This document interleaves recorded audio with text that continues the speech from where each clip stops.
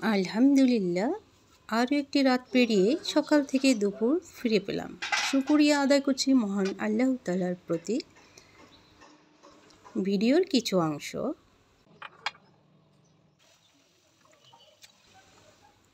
আসসালামু আলাইকুম সবাইকে। কাছে দূরে দেশ দেশের বাইরে যে যেখান থেকেই ভিডিওটা দেখছেন, আশা করি সবাই ভালো আছেন। সবাইকে শুভ সকাল। সকালবেলা নাস্তা শুরু হয়ে গেল। তো বাচ্চারা তো একজন আছে আর একজন পরীক্ষা চলছে আর কি। আর আপনাদের ভাইয়া তো চা নাস্তা খেয়ে অফিসে চলে যাবে, তার তো আর ছুটি নেই। তাই সকালে একদম ভোরেই এই আয়োজন। আমি একটু চা নাস্তা নিয়ে বসে পড়লাম। যে আপু ভাইয়ারা আঙ্কেল আন্টিরা নতুন এসেছেন আমার এই কুকিং ব্লগে, ওয়েলকাম। সবাইকে আমার তরফ থেকে অনেক অনেক ভালোবাসা, এত কষ্ট করে ভিডিওগুলো দেখার জন্য। ভিডিওর শুরুতে যারা এখনই একটি লাইক দেননি, প্লিজ ভিডিওটা লাইক দিয়ে কন্টিনিউ করবেন। যারা এই কাজটা করে দিয়েছেন অলরেডি, অনেক অনেক ভালোবাসা রইল। আর ভিডিওর একটি অংশ যদি ভালো লেগে থাকে তাহলে অবশ্যই সাবস্ক্রাইব করে আমার পাশে থাকবেন। ভালো লাগলে দেখবেন, ভালো না লাগলেও দেখবেন। দেখতে দেখতে ভালো লাগা হয়ে যেতেও পারে। চা নাস্তা সব কিছু করেই এখন সাথে সাথে ধুয়ে দিলাম আর কিচেনটাকেও ক্লিন করে নিলাম। আর এর ক্যামেরার বাইরে আবার অন্য কাজ করে এসে দেখি এগুলো একদম শুকিয়ে গেছে, ধোয়া হয়ে গেছে।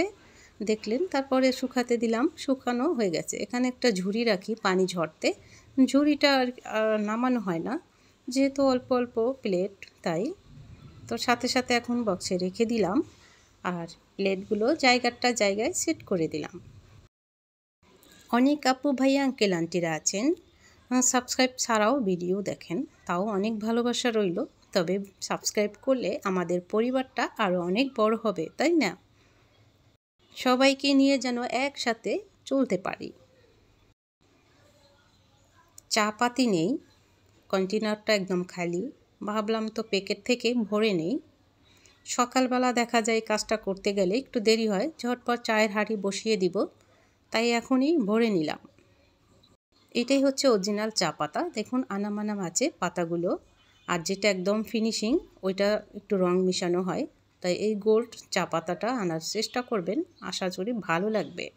রংটা দারুণ। তো আমি আজকে ঝটপট দুটো রান্না করব। এরপর সন্ধ্যাবেলা দারুণ এক রেসিপি আছে। আশা করি ভিডিওটা স্কিপ না করে দেখতে থাকুন, অনেক ভালো লাগবে। আমার অনেক দিন হয় ছোট বেলে মাছ আছে না, ওটা খেতে খুবই ইচ্ছা করছিল। আর আপনার ভাইও খুব পছন্দ করে। একদম বাচ্চারা তো গুঁড়ো মাছ খায় না, তো ঝটপট করছিল। তো সেদিন সেই পাঙ্গাস এনেছিলাম দেখেছেন, আর বড় বড় পাবদা মাছও এনেছিলাম। সবগুলো প্যাকেট করে গুছিয়ে রেখেছিলাম। তো সে বেলে মাছটা খাওয়ার সময় হয়েছিল না, ভাবলাম আজকে চচ্চড়ি করব। এখানে পেঁয়াজ রসুন বাটা দিয়ে দিলাম, লবণ আর মরিচের গুঁড়া, হলুদের গুঁড়া দিয়ে তারপরে আমি একটু ভালো করে কষিয়ে বলতে মাছটা আমি কষিয়ে উঠাবো, সেজন্য আগেভাগেই ঝোলটা দিলাম। বেলে মাছের গুঁড়া মাছটা পেয়েছিলাম একদম টাটকা এবং সাইজগুলো এক সমান, খুব ভালো পেয়েছিলাম। আর এই সব মাছ শরীরের জন্য সত্যিই অনেক উপকার। তো কিছুক্ষণ জাল দিয়ে এরপরে মাছগুলো আমি উঠিয়ে নিব। বেলে মাছ সবচেয়ে নরম মাছ, তবে একটা গুণ আছে, এই মাছটা যদি একটু মরেও যায় অনেকক্ষণ থাকে, গন্ধ হয় না। আবার রান্নার পরে বেশি লম্বা সময় কিন্তু থাকে না, মাছটা নষ্ট হয়ে যায়। কিন্তু রান্নার আগে একটু নরম হলেও মাছটা গন্ধ হয় না। আর বেলে মাছ তো খুবই মজার। এখানে আমি ছোট ছোট মূলা আর মূলার ডাঁটা কুচি কুচি করে কিভাবে কেটেছি দেখেন। তো এই টাটকা মূলাগুলো আপনার ভাই এনেছিল, এই মূলা দিয়েই আজকে বেলে মাছ চচ্চড়ি হবে। শীতের সবজি এতটা স্বাদ বেড়ে যায়। এখানে একটা টমেটো দিয়ে দিলাম। এরপরে আমি অনেকটা সময় অফ ক্যামেরায় কষিয়েছি। মূলাগুলো একদম সিদ্ধ হয়ে গেছে আর কালারটা একদম টাটকা টাটকা। অনেকটা সময় কষিয়ে একদম ফুলফিল একদম সিদ্ধ হয়ে গেছে। আর মূলার যে ডাঁটা থাকে সবুজ, এগুলো যে এত সুন্দর নরম হয়েছে, খেয়েছি। এগুলাতে কিন্তু ক্যালসিয়াম থাকে। মূলার যে ডাল ডাঁটা আরও সবজির হয়, এইটা কিন্তু অনেকটা ক্যালসিয়াম থাকে। তো যাই হোক, ফুটনো গরম পানি দিয়ে দিলাম। যেহেতু পুরোপুরি সিদ্ধ হয়ে গেছে, এই টাইমে কিন্তু ঠান্ডা পানি দিতে নেই। আর কষানো মাছটা এইভাবে দিলাম কেন জানেন? যদি সবজির সাথে একসাথে দিতাম বা সবজিটা কষিয়ে তারপর মাছটা দিতাম, সেটা ভালো লাগতো না এত ঝোলের ভিতরে। তাই মাছটা কষিয়ে নিলাম। সুন্দরভাবে মশলা লবণ ভিজে গেছে একদম সুন্দরভাবে। তো এখন আমি দিয়ে দিলাম মাছটা। তাতে কি হয়, মাছটা দেখবেন একদম আনাম আনাম থাকবে। আর এটা যদি ভেঙে একদম চুরমা হয়ে যায় ভর্তার মতো, সেটা কিন্তু ভালো লাগে না। এই দেখুন, একদম লুকটা দেখুন, মাশাআল্লাহ। শুধু এই একটা আইটেম দিয়েই আপনার ভাই আর আমি ভাত খেয়ে নিয়েছিলাম। খালা চলে আসবে ঘর ঝাড় মুছতে। আর এইদিকে দেখুন, আমি অফ ক্যামেরায় ঘন করে কচি কচি টাটকা লাউ দিয়ে ডাল রান্না করেছি। 3 পিস তো আর কমান নাই না? না, আমার তাহলে তা আমারটা আপনার গায়ে ঠিকই লাগতেছে। কমান লাগছে। আমার প্রত্যেকটা জামাই লুজ, বুঝছেন? এই যে এই জামাটা, এই যে এটা কমান লাগে নাই। না, সুন্দর কমান লাগে নাই। একটু স্বাস্থ্য কিন্তু ওই আমার জামা অনেক লুজ, এই জন্য আপনার গায়ে লাগে। তো ভালোই মানাইছে 3 পিসটা। হ্যাঁ,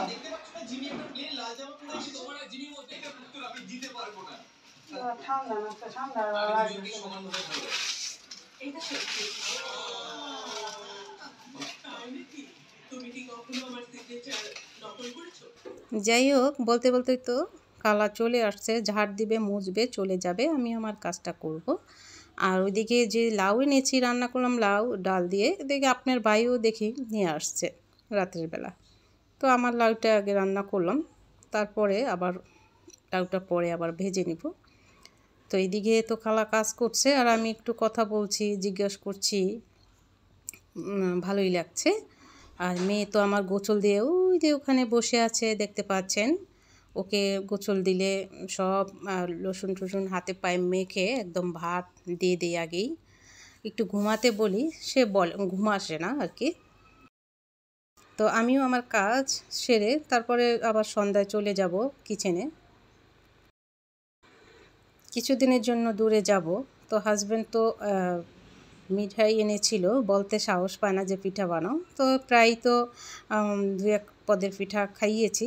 রুটি পিঠা এবং শাঁস পিঠা, যেটা ঝোল দিয়ে খেয়েছে, ভিজানো পিঠা। এবং আজকে আমি সই পিঠাটা কিভাবে কাটি বানাই সেটাই শেয়ার করব। আর আগের দিন দেখলেন মিশিংয়ে কাপড় দিয়েছিলাম, সেগুলো শুকিয়েছে। তবে রৌদ্র নেই, কিন্তু ধরলে মনে হয় সবগুলো ভিজা।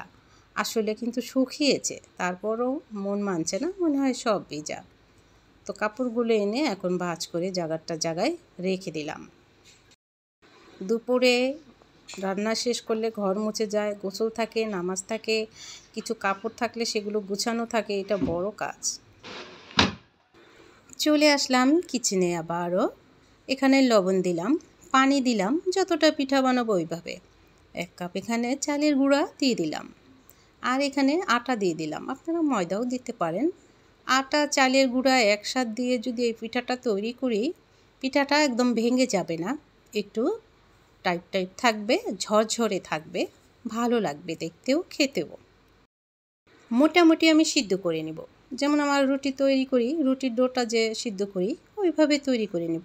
যেহেতু রুটি আমি বেলা এবং সিদ্ধ ঝামেলা ছাড়াই তৈরি করি, তো অনেকে যেরকম সিদ্ধ করেন ওইভাবে সিদ্ধ করে একটা ডো সেম ওইভাবে করে নেব। এখন গরম একদম মেখে নিয়ে এই যে এইভাবে লতা কাটবো, এটাকে লতা বলে। এইভাবে লতাটা করে নিব। সবগুলো লতা এভাবে লম্বা লম্বা করে অনেকে এই সই পিঠা, চুই পিঠা, যার আঞ্চলিক ভাষায় কি বলেন একটু কমেন্ট করবেন যে এই পিঠাটার নাম কি বলেন। আমরা তো আমাদের শরীয়তপুরের ভাষায় বলি সই পিঠা, শ্বশুরবাড়ি বরিশালের ভাষায় বলে চুই পিঠা, আপারে অনেকে সেমাই পিঠা। তো যাই হোক, এখন আমি সবগুলো এভাবে করে, পিঠাটা অনেকে কাটতে পারেন আবার অনেকে কাটতে পারে না। এটা সব কাজ যে সবাই করতে পারবে এমন কোনো কথা নেই, তবে আমি দেখিয়ে দিচ্ছি। আমার ডান হাত দিয়েই আমি কেটে নিব, কেটে নিয়ে আমার সামনের দিকে আগে নিব, তারপরে মানে আমার নিজের দিকে আগে নিব, তারপরে সামনের দিকে নিব আর কি। এই যে এইটুকুই আমার ডান হাত দিয়ে কাটা হয়ে যাবে। কাটলে আমি একটু জাতা দিয়ে আমি আমার দিকে নিব, তারপর সামনের দিকে নিব, তাহলেই পিঠাটা এভাবে চোখা এবং কেটে যাবে। এই দেখুন, একটু খেয়াল করবেন, প্রথমে কিন্তু একটু ডলা দিয়ে পিঠাটা আমার দিকে নেই, তারপরে সামনের দিকে নেই, এরকম করে পিঠাগুলো কেটে নিই। আর এই যে এটা কিন্তু ডান হাত দিয়েই কাটা পড়ে যাবে। লতাটা যখন ডান হাতের নিচে ধরবেন, এই লতাটা এইভাবে ডান হাতের নিচে ধরলে এভাবেই কেটে যাবে। আর আপনার দিকে আগে নেবেন ডলা দিয়ে, তারপর সামনের দিকে নেবেন। একটু বারবার কষ্ট করলেও, বেশি কথা বললে একটু বারবার করে আপনাদের একটু বলে দিলাম, যেহেতু অনেকের অভিযোগ এই পিঠা কাটতে পারে না, তাই আমি আর এত কথা বলে আপনাদেরকে একটু বলে দিলাম। তো এইভাবে করে আমি সবগুলো পিঠা কেটে নিব, আর একটু গুঁড়ি দিয়ে প্রথমে, তারপরে আমি যে পিঠাগুলো রাখবো। আমি তো মাশাল্লাহ পিঠাগুলো বানিয়েও ফেলেছি, দেখুন কতটা পিঠা হয়ে গেছে অলরেডি।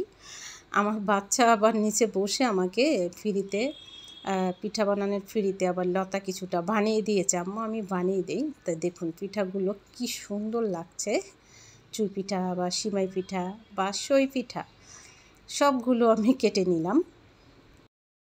মহান আল্লাহ তাআলার কাছে একটা শুকরিয়া আদায় করি, হাজবেন্ড যাই খেতে চায় সেটাই চেষ্টা করি আর বানাতে পারি ইনশাল্লাহ, সেটাই বানিয়ে দিই। আর এগুলো যদি না পারতাম তাহলে সত্যি একটা আফসোস থাকতো। এখানে আগের দিন একটা ভিডিও দিয়েছিলাম, এর আগে 2 দিন আগে চিতই পিঠা ভিজিয়েছিলাম, সেটার জন্য যে শিরাটা তৈরি করেছি সেমভাবে এই শিরাটা তৈরি করবেন। দুধ মিঠা একসাথে দিবেন, দিয়ে চুলাটা অন করবেন, এইভাবে নাড়তে থাকবেন। দুধ আর মিঠার সাথে ধীরে ধীরে মিশে যাবে আর গলে যাবে, তাহলে দুধটা ছড়া দিবে না। আর দুধ যদি গরম হয় তারপরে মিঠাই দেন, দুধ ছড়া দিয়ে আলাদা হয়ে যায়, তাতে সত্যি মনটা খারাপ হয়। এখন অনেকটা জাল দিয়ে এই যে বলকানো হয়ে গেছে। পিঠাগুলো কিন্তু একভাবে ঢেলে দেওয়া যাবে না, তাতে কিন্তু দলা পেকে যাবে আর ভালো হবে না। তাই এটাও কিন্তু একটা টিপস, জরুরি। অল্প অল্প দিচ্ছি, আবার একটা বলকানো দিবে, আবার পিঠা দিব, তার আগে নাড়া দিতে হবে, তা নাহলে কাঁচা পিঠাগুলো গরম পেয়ে দলা পেকে একটার সাথে একটা লেগে থাকবে, ঝরঝরে হবে না, সিমাইয়ের মতো দেখবেন আপনি। এই যে আবার বলকাইছে, আবার দিয়ে দিলাম, বাস আবার নাড়া দিব, যাতে কোনো পিঠার নিচেও লেগে না যায় এবং একটার সাথে একটা লেগে না যায়। এই দেখুন, তো আবারও দিচ্ছি। এইভাবে পিঠা তৈরি করলে আপনি একদম ফেল হবেন না, একদম 100% পিঠা হবে। অনেকে অলরেডি এই রেসিপি দিয়েছেন, অনেকের পিঠা আমি দেখেছি একদম মানে দলা, আর বোঝা যায় না সই পিঠার, মনে হচ্ছে যে দলা একটা ক্ষীর। তো পিঠাগুলো এটা হচ্ছে বেশি জাল পড়লে, এখান থেকে পিঠা দেওয়ার পর হাইয়েস্ট 5 মিনিট জাল দিবেন আর বলকাবেন, 5 থেকে 6 মিনিট। এর বেশি যদি আবার জাল দেন পিঠা দিয়ে, সেই পিঠা নরম হয়ে একদম ভেঙে ঘনত্ব হয়ে ভর্তা ভর্তা হয়ে যাবে। দেওয়ার পরে 5 মিনিট হাইয়েস্ট জাল দিবেন, বলকালে নামিয়ে ফেলবেন। এই তো হয়ে গেছে দেখুন। আর এইভাবে নামালে এই যে পাতলাটা আছে এটা আরেকটু ঘন হয়ে যাবে, আর এর থেকে বেশি যদি ঘন নামান ঠান্ডা হলে একদম ভর্তা হয়ে যাবে। তো আমার চুলা কিন্তু অলরেডি এখন আমি নামিয়ে ফেলেছি, চুলা থেকে নামিয়ে এই যে দেখুন এই পাতলাটা আরেকটু ঘন হবে। আর পিঠা দেখছেন একটার সাথে একটা লাগেনি মাশাল্লাহ, আর একটা পিঠাও ভাঙেনি। দেখুন এটা আমার ব্রেনটেই আমি এরকম করি, যদি কোনো দিন মাও শিখায়নি এইভাবে, মা রান্না করতো পাশে বসে থাকতাম আর মাথায় ঢুকাতাম যে আসলে এটা কিভাবে কি করে। কখনো কোনো জিনিস হাত দিয়ে যে শিখেছে তা না, তো এইভাবে আমি শিখেছি। আমার সব বোনেরাই আর ইনশাল্লাহ পারে কাজ। তো এইভাবে করে আমি এখন এই পিঠা এই যে মাশাল্লাহ রেডি। তো ওর বাবার জন্য 1 প্লেট বেড়েছি, একটু নাড়া দিয়ে দেখাই, চলে আসবে।